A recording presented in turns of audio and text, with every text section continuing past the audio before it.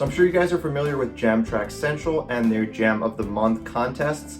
Every month they put out a backing track and they have one of their professional players do a solo over it, and then everybody else can enter the contest by submitting a solo of their own. So for this month, December 2020, they actually did 5 different backing tracks and they had 5 different players, each performing their own sample solo over it. And for the first track, they actually had this really neat solo by a player by the name of Ruben Wan. This is actually my first time seeing him, but I really liked what he did with this solo.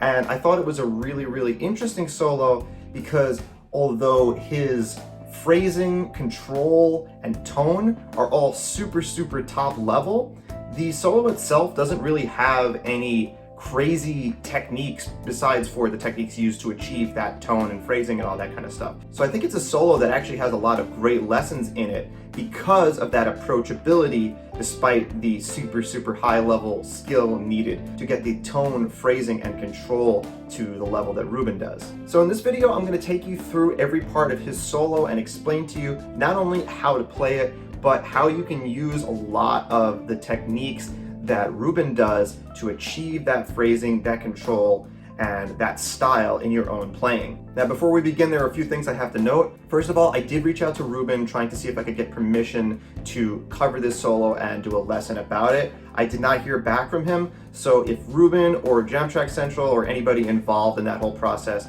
sees this video and would like me to take it down or add anything to the description or whatever, please just let me know. I would absolutely be happy to do whatever you guys want, not trying to infringe on anything here, but I didn't see anything specifically stating that you could not cover this. Like, this video is not monetized or anything, so purely for educational purposes and entertainment. Additionally, I would say that this lesson is going to be mostly for intermediate players. If you're a beginner player, you can still learn a lot of the parts of this solo because a lot of the parts are really easy, and you can still take some things from it. But if you're a more advanced player, you probably already know most of what's going on in this video, and at best it can just be sort of another perspective to kind of help you think about the way you're already doing things differently. But I would say mostly for intermediate players. So I don't want to steal Ruben's footage. I would highly recommend that you go and watch his performance of the solo, which is a great deal better than my own, but I'm going to start by showing you my full cover of the solo, and then we'll get right into the lesson.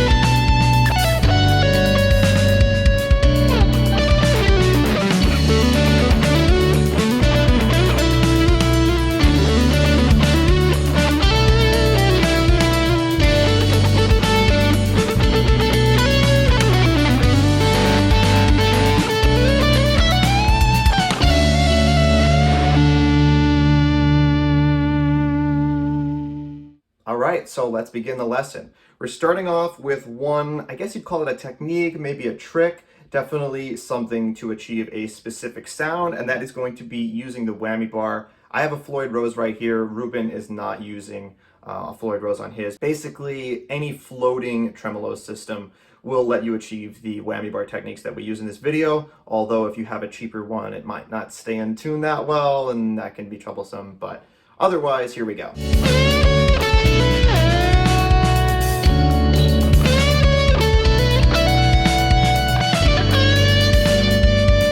So we're in the key of D major. You might also look at it as B minor if you know the shapes. And we're going to be starting with our pinky on the 15th fret of the B string, so right here. And I guess you can consider it this shape. But we're actually going to start by dipping the whammy bar down before we actually play the note. And that's going to give us this interesting sound of sort of ascending into the note. If we do it really slowly, it sounds like that, but quickly, it's a very quick motion that just kind of goes like this. Like that. So if you've never done this technique before, it can be a little confusing. I think the difficult part is that you might not be pressing the bar down early enough because you kind of want to do it before you actually pick the note, or you do want to do it before you pick the note. And I find that it's sort of like I push the bar down on my way, on the pick's way to the string. You might want to think about it like that. But if you're new to this technique, really make sure that you have that bar down. You could even just like press it down and then pick the note. because I think stuff like this, a lot of newer players might rush and then kind of miss that step where you need to have that down before it. In fact, just in general, learning things, missing steps in learning things costs, people, a lot, all the time. So make sure you have the bar down first, and then you go right into that note. And once you have that technique down, that's great because that's going to be used a few times in this solo. So after that, we're going to go down 1 fret to the ring finger on the 14th. We're going to pick it. And then we're kind of jumping all the way over to here, which is the 10th fret with the index finger. And then we're going to hammer on to the 12th with the ring finger. So the beginning of it sounds like this. And then right from there, we're going to slide down with this ring finger on the 12th, all the way down to the 7th, still all on the B string. But the trick is that in addition to sliding down, we're also going to do another one of those whammy bar dip things, which might be a little confusing if you're new to that technique, since we're actually not picking this note here on the 7th. So instead of using the time that you would take to get your pick down to the string to, pre-depress the bar, you can use the time that you're sliding down from the 12th fret, which is not much time, but again, you're only dipping down just a little bit to get that. One other thing I should note is that the amount that you dip the bar down will, of course, drastically affect the tone. You could have it go like really far. For this, it's just a little bit. But you'll also notice that on almost every floating tremolo system ever created, different strings will actually be affected in different amounts by how much you push down the bar. So you might get like a whole step drop on the low E string and then like barely even a half step on the high E string, for example, with the same distance that you push down the bar. That's just how the system works. But you want to keep that in mind in terms of getting the sound that you want on the string that you want. So anyway, after we get to this note, we're going to be using some vibrato, but on the whammy bar. It's funny that they call it tremolo so often, because tremolo is more like that sound of a note going in existence and then out of existence, sort of like if you just have the tremolo effect somewhere. Really, the old school term of vibrato arm is much more accurate for what the whammy bar does. It's, well, unless you're doing crazy stuff, you can actually use it for a vibrato. And you get a very different vibrato sound with the whammy bar than you would get with almost any other technique, because when you just do traditional guitar vibrato like this, you are actually just bending the note sharp and then back to normal, sharp and then back to normal. And we do it fast enough, it sounds good, but it's actually not really like a natural vibrato because we're never going below the note. But when we use the whammy bar, we can go above and below the note, and we have a nice different kind of vibrato sound that we're going to be using a lot in this solo. Ruben is a big fan of that. He actually is one of the things he's fantastic with. Like if you look in the video, you'll see his technique. He has a very, very nice kind of rhythm and smoothness to how he does it. It's definitely something you want to try and not necessarily emulate unless you're just trying to cover this solo, but something you can learn from and try and get that control of the bar down. Also, it would help to make sure that your bar is nice and tight. It's one of the things that's a real pet peeve of mine, is when the bar gets loose, you start to have some give on the up and down motions, so you'll have the bar kind of like jumping around in its housing, and you don't want that. But anyway, those are the first few notes. So you're going to put a little vibrato on that with the bar. Then we're going to do the same thing again up until this hammer on to the 12th. So that's 15 on all on the B, pick 14, pick 12, pick a 10, hammer on 12, hammer on 12. And now here we're going to do this. So this is just a simple hammer on the high E string from the 12th fret to the 14th fret, like this. And this is something that's really super, super basic. You probably learned this already. And if not, it's very simple. It's just the most basic hammer-on ever. But the interesting thing about this is that I find I've kind of stopped doing this in my play, because there's so many other ways to get to a note, like sliding into it, whammy barring into it, like we were already doing, sliding down to it, maybe even bending up to it, or maybe even hammering on from a half step. So it's almost like refreshing to me to be playing something that just has a simple whole step or a simple diatonic hammer on. Again, it's like such a basic thing, but it shows how, like, in the search of creativity, a a lot of us might kind of miss some of the basic things that still sound great, and everything sounds different. I wouldn't say, like, even the most simple things still have value in their own unique sound that's different from the more complicated things. As for the way this is, approaching the melody, you basically want this note to be essentially on the beat. You want the hammer on, like this note on the 12th fret, to be basically just a grace note. Like, you barely even hear that note. It's just basically a way of emphasizing the note on the 14th that you get to. You're not supposed to like you could if you wanted to sound that way, but the way this note goes, like, you barely, it's just right there. It's right into that next note. But it sounds different from just going, just playing the note. So that's the point of the hammer on there, is it just adds a little color to the melody, adds a little color to the note that we're, hammering onto. So let's play through that again. And again, once you play this note, do some vibrato on the bar. And then we're going to slide down from the 14th with the ring finger to the 12th, and then pull off to the 10th, like that. But it's very quick. And it almost serves the same purpose as this hammer-on here, of having that sort of grace note. Like, you don't want it to sound like a full melody, Almost like a melody, but it's more just like...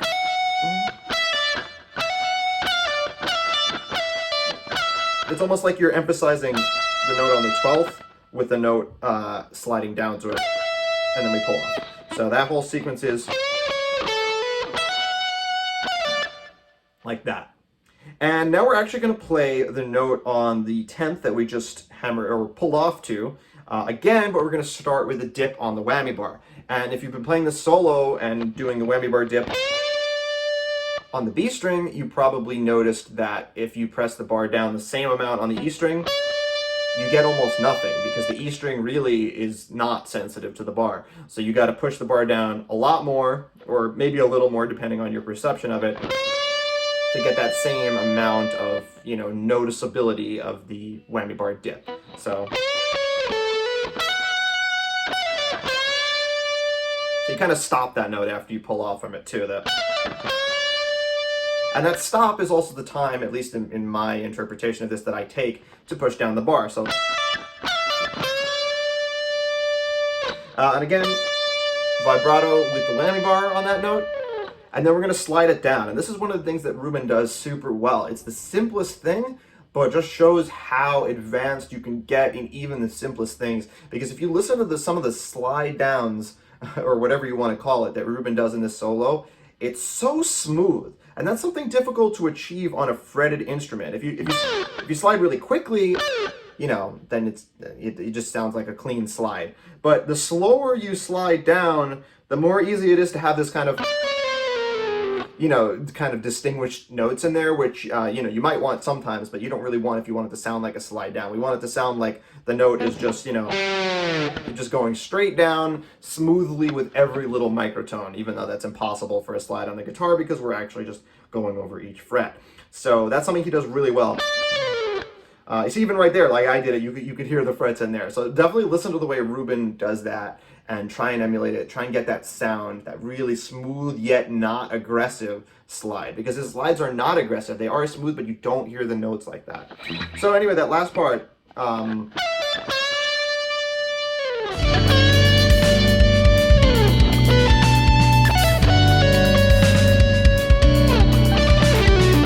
And then we're going to go up to index finger on the 12th fret of the B string. And then pick the, the 17th fret on the high E string twice. So if you're a beginner, this might be a little bit of a difficult spread. It's really not that hard since you're pretty high up, but... again, whammy bar or vibrato, anytime a note is kind of lasting here, so... And then right after you get to this higher note, you can shift positions to be in this like F sharp minor pentatonic shape almost. I mean, it's not actually F sharp, but you can think of it that way in terms of where you're positioning your hand. You don't have to be all spread out for the whole time. And then after we have this note that we picked twice on the 15th fret, or excuse me, the 17th fret of the high E, we're going to pull off to the 14th, like that.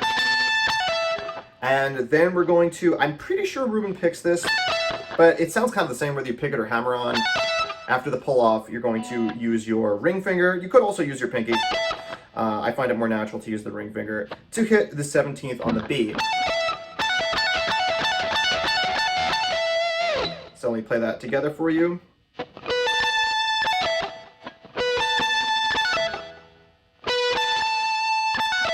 Like that, and it's pretty quick in the actual tempo of the song, but it's a pretty basic thing to do. And then we're going to use our index finger on the 14th of the high E. So.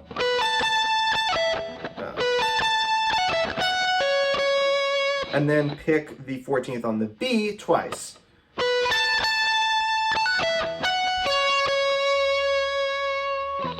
And you get that kind of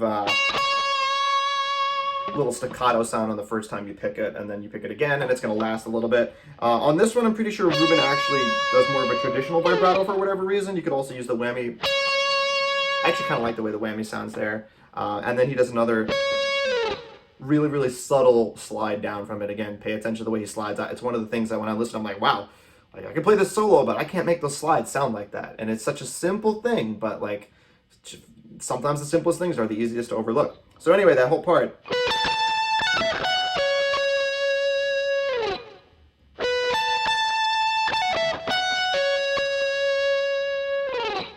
And now we have what I guess is one of the harder traditional technique parts here. It's an arpeggio that I mean, it's sweeping is optional. I'm not sure if Ruben sweeps it or not.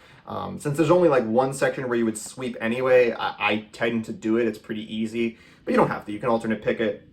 We're going to be working with a D major arpeggio here, but we're going to be actually adding the suspended fourth to it. So what we're going to have is we're going to start on the D note on the 15th fret of the B. And then we're going to get kind of like we had before, we're going to have one of these wider spreads. So you want your index finger to be ready to hit the 10th fret on the B as well. Make sure your hand is nice and like flat like this. If your hand is kind of like arched at all, then it's going to be really hard to make this spread. So you want to have that maximum reach right there. If you don't have a cutaway, this might be a little bit tricky too, but it's not that high up, so probably won't matter. And we're going to pick the note on the B string, this high 15th fret D note, but B string, 3 times, and then pull off to the 10th fret. So that's going from the root of the arpeggio to the 5th. And then we're going to go down with our middle finger to the 12th fret on the G string, pick that note, and then pull off to the 11th fret. So that's going from the suspended 4th to the major 3rd. And then from there is where the sweep comes in. If you want to do the sweep, you're going to be picking the 12th fret on the D string, which is the root note again. So we have from the root to the 5th, from the 4th to the major 3rd, perfect 4th if you want to get super technical. And then again from the, it's just repeating the arpeggio. From the root, sweep down to the 5th, which is going to be here the 12th fret on the A string. So the tricky part there on the left hand is that you want to roll your finger from the 12th fret on the D string to the 12th fret on the A string. And the tricky part for the right hand is, well, if you're sweeping it, but I actually think it's easier to sweep it, but just to do an upstroke on the D string and then go all the way down to the A string with that upstroke. Like that. Kind of harder to do it slowly, I guess. Just like that. And from there, again, you could alternate pick it. It's a little unnatural for me, but right after that, you're going to slide down from, again, where you're on the middle finger, from the 12th fret on the A string, slide down to the 10th fret, and then pull off to the 9th. So all together. And for the music theory information, again, we're literally just repeating the arpeggio. We have root, 5th, perfect 4th, major 3rd, root, perfect 5th, perfect fourth, major third. Like that.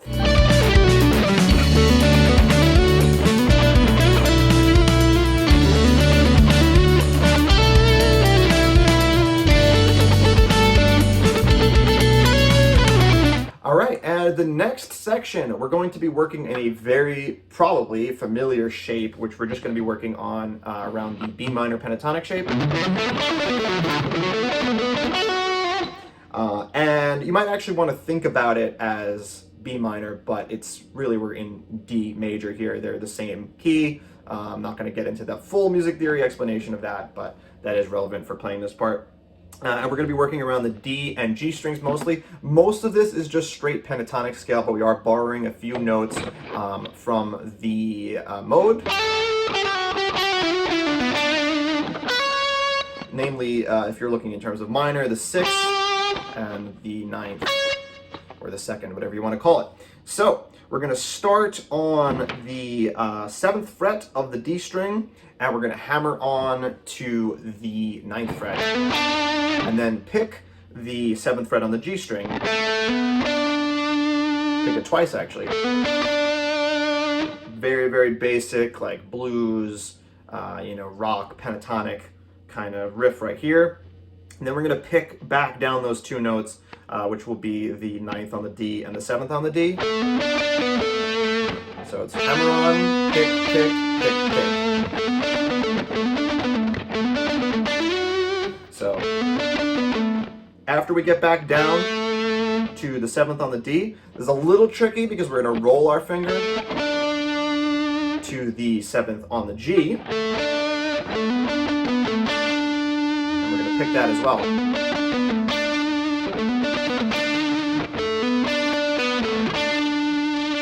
It's a little tricky because you don't want to have like, you don't want to hear those two notes ringing out next to each other. Rolling fingers is also something you should definitely practice because it's one of those things that like you kind of forget about until you need to do it, and then it's like, oh, this is kind of tricky. So you roll your finger there, and then we're going to hammer on the G string to the 9th fret.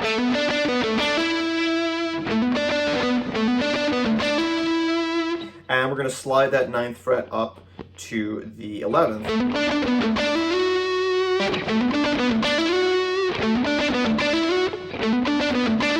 And we're going to mute it pretty quickly after we slide up to it too. So it sounds like that. And then we're going to repeat the beginning of that phrase. So again, 7th on the D, hammer on to 9th. Double pick on the 7th of the G, and then pick down 9, 7 on the D. So, and now we're going to slide up with our middle finger, excuse me, from our ring finger from the 9th to the 11th on the G. So listening to that from the beginning of this part. And right after that slide, this is something that's interesting to me too. It's another instance of one of those like we had before, that basic whole step scale hammer on, where I would always, I play licks like this a lot, and I would do something like slide back down to it. But we're actually just going to hammer on the G string from the 7th to the 9th. So this second part is...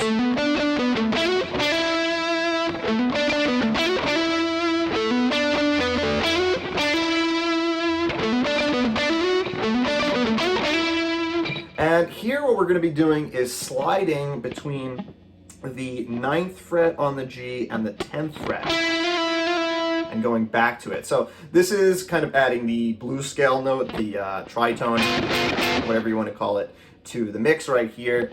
And the slide gives it this kind of like almost jazzy tone that I feel like you don't get if you go for a hammer-on or some other, or maybe like a bend. That sounds really bluesy when you bend to it. And when you hammer on, it just sounds, I don't know, boring. It could be great for some situations as well. I find it interesting that a slide from one fret to the next fret actually sounds so different from a hammer-on. Because if you really think about it, you're kind of doing the same thing. Like, you're not catching any microtones in between those two half steps. Either way, you're just going right from one to the other. literally playing one fret to playing the other fret without picking it. I guess it's more so the pull-off that sounds different, because the pull-off is kind of a different way of striking the string, but yeah. So anyway, back to the actual notes. Let's play this whole part together slowly.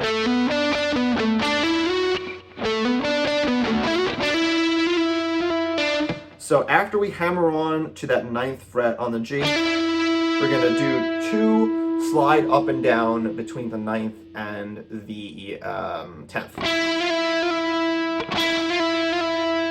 And then pull off to the 7th. Oops. Like that. This is also something that it's not necessarily as difficult to control as some of the other techniques that we have here, but Ruben does such a nice job of phrasing and controlling these little slides. Anyway, now we're going to repeat the beginning of that section. So literally the same thing as it was the first time. So.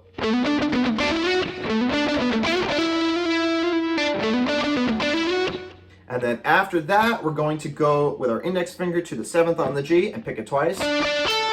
We are going to be going to this note, but in a position like this, normally I guess I would slide like this, because going for a jump with your index finger from one fret to the next fret on the next string is a little awkward, but that's actually what Ruben's going to do. So it's like a roll and jumping a fret at the same time. It's actually not as hard as you might think, but it's just something that, again, I found really interesting about this solo, because I'm like, oh, I would never have thought to do that. So we're going to pick the G string twice on the 7th, and then immediately our index finger is going to go to the 8th fret on the B string, and we're going to do another whole step hammered on. We don't want that sound. We don't want those 2 notes at all together. So, like that. And again, this hammer-on is serving the same purpose as before. We just want to have it as like a grace note that emphasizes the note that we are winding up at. And and you can do normal vibrato on this note. We're not using the whammy bar for this. And after that, we're going to go back to the 8th fret on the B string and slide down. We're going to pick it and then slide down to the 7th. And now we're going to do again that pattern of sliding in between the 9th and the 10th on the G string and pull off to the 7th. So let's play this whole part.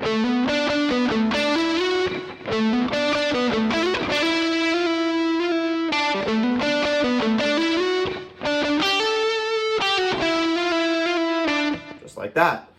And now we're going to have kind of that same rhythm, but we're going to be picking the 10th fret on the B string. And I think he actually mutes this a little bit. It's kind of hard to mute the B string, like control that as well. It's another little subtle thing that can be pretty tricky to control, but you don't want it to be dead, you know? And he kind of also stops it on the last note. So we're going to pick it 1, 2, 3, 4, 5, 6, 7.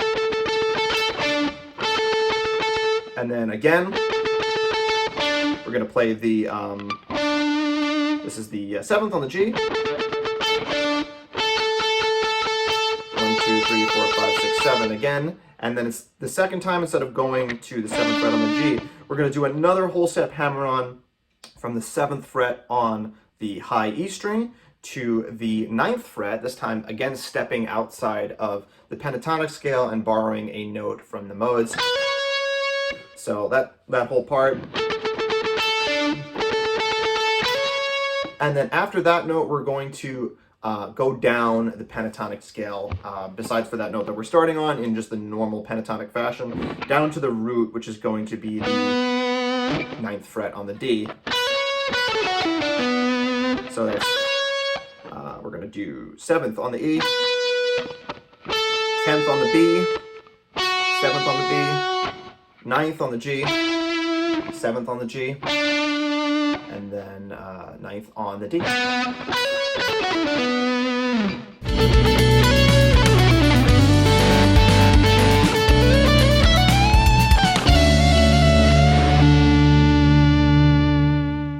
right, and now we get to the end and probably my favorite part, which again, one of the more actually technical parts, and this is probably the most difficult part of the whole solo, at least in my opinion.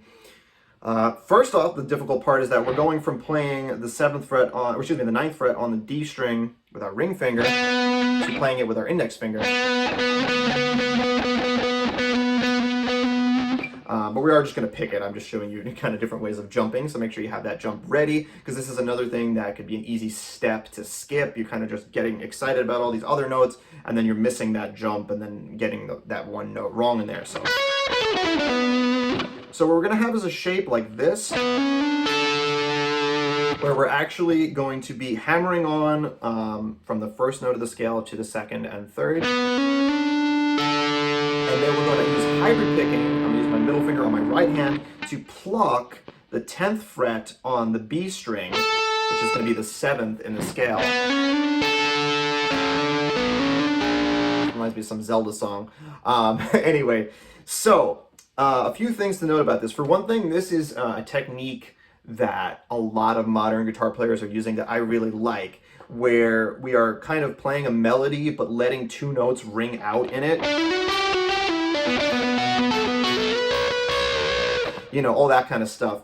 And this is kind of like, you know, a version of that. It's really nice, especially with a lot of modern guitar tones. Even when we have a lot of gain, we can have a natural tone that still lets 2 notes ring out together and doesn't sound really ugly. If you're playing on a tone with a lot of saturation, you might have some issues with that. But, so, as far as approaching this, we're going to, again, use our index finger on the 9th of the D, then hammer on to the 11th, and then hammer on to the 12th with our index finger, our ring finger, and then our pinky. There's also, like, just using this combination of fingers can be something that you might want to practice, because it's very easy to kind of get used to doing, you know, those kind of shapes with these 3 fingers without using the pinky. But it's definitely a lot of times when it's really important to have the index, ring, pinky in there, so that's something cool too. And then your middle finger is going to be on the B string 10th fret. So what I like to do is, once I start off just by doing this shape, and then I plant my middle finger on the B string on the 10th fret, and then I leave my index finger on the D string 9th fret and B string 10th fret, just planted there the whole time, because we want these notes to actually ring out together. This time we want that sort of little chord sound, that little harmony. Like that. And we're going to play that 1, 2, 3 times. And then the 4th time, when we get to that note on the B string, we're actually going to use our index finger and kind of ditch that little shape that we were holding on before. And that's because this is going to lead us into the next section. Since you're planting fingers down, this can also be something that kind of is tricky to stay relaxed while you're doing. So kind of, you have to have, I guess you have to have some tension to kind of just leave these fingers there, but try and be relaxed as possible during everything, and this part being no exception.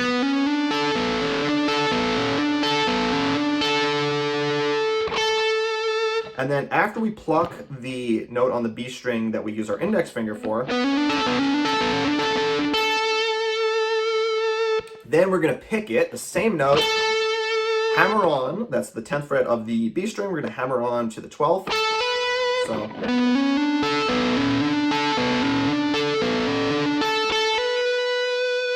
and then slide the 12th fret on the B string that we just hammered onto up to the 14th. Like that.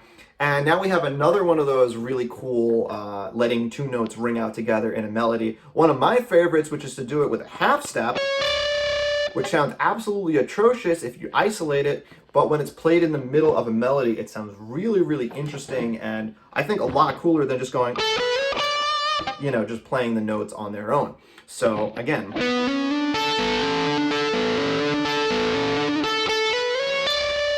and you can pick this or pluck it. I like to pluck it, just find it easier. The tricky part about this is that you have to have a spread using your ring finger on the 14th of the B, and then your index finger is going to be on the 10th of the high E. And that can be a little bit of a tricky spread because normally you would want your pinky involved in there, but we're using our ring finger because we just slid it from the 12th fret of the B. And you're only going to hear that little, dissonant half step in there for a very, very short moment, because right after that, we're going to go back to the note and pick it again on the B string. That's the 14th fret. Slide it up one more half step, which is funny because that's also the note that we were just playing on the E string. And this is kind of just like a very basic, going up the scale in fours. And then hammer on from you're going to pick the 12th fret on the high E string and hammer on to the 14th. This time we're actually hammering on in rhythm. We're not trying to use it as a grace note. And then after that, we're going to finish it by sliding up to the 17th fret on the E string. I actually like to use the whammy bar for this, but I don't think Ruben does, so. But you can just slide up to it. And you might want to use the whammy bar for vibrato either way. And then pick the 15th fret and fret it with your index finger on the high E, and then slide down to the 14th. So.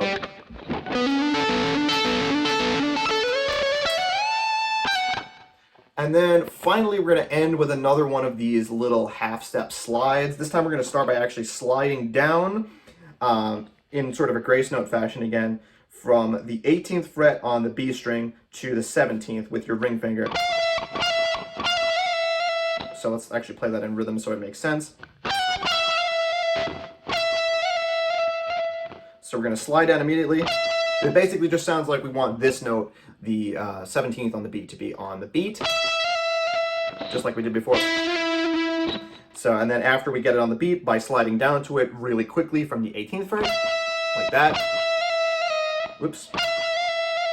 Again, we're going to do the same thing where we just slide up and down between the 17th and the 18th fret on the B string twice. And then finish by sliding up to the 19th fret. And then the last one is you just pick the 17th on the D string, and this gives us this octave spread out situation of the root and major third of the D major chord. It's kind of hard to get that to ring out on this guitar. These strings are pretty old. But let's play that ending part slowly for you all together.